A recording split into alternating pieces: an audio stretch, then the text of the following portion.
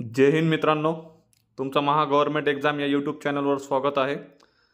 तर आपण काही पोलीस भरतीमध्ये विचारण्यात आलेले असे काही महत्त्वाचे प्रश्न बघणार आहोत, जे की तुमचे येणाऱ्या एक्झाममध्ये खूप इम्पॉर्टंट असेल. तर लक्ष द्या.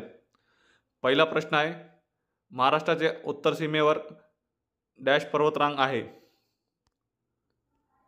तर याचा करेक्ट आन्सर असेल ऑप्शन क्रमांक बी, सातपुडा पर्वतरांग. पुढचा प्रश्न, छत्रपती शिवाजी महाराजांवर ग्रंथ लिहिणारा पहिला युरोपीय लेखक कोण होता. तर याचा उत्तर असेल ऑप्शन क्रमांक 4, कॉस्मो द गाड. ही छत्रपती शिवाजी महाराजांवर पहिलं लेख लिहिणार होतं.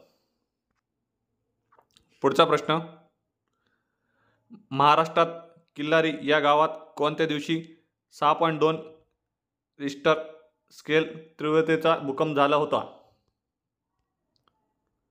तर याचा करेक्ट आन्सर असेल ऑप्शन क्रमांक ए, 30 सप्टेंबर 1993.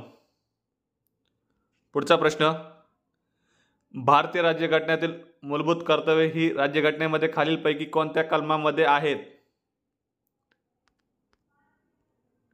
तर याचं उत्तर असेल ऑप्शन क्रमांक 3, कलम 51A.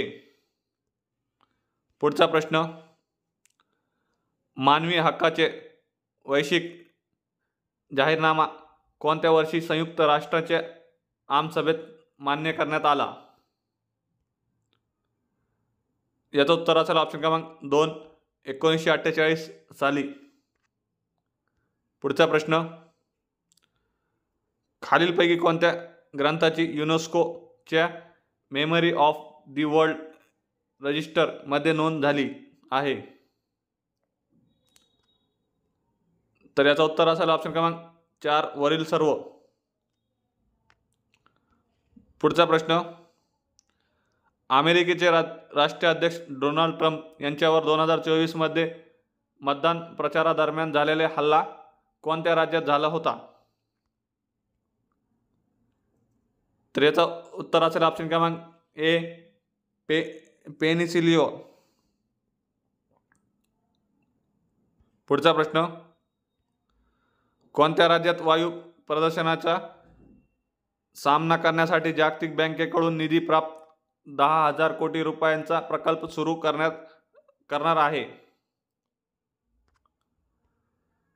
तर याचं उत्तर असेल ऑप्शन क्रमांक 4, हरियाणा. पुढचा प्रश्न, वेरूळचे सुप्रसिद्ध कैलास मंदिर कोणी खोदविले.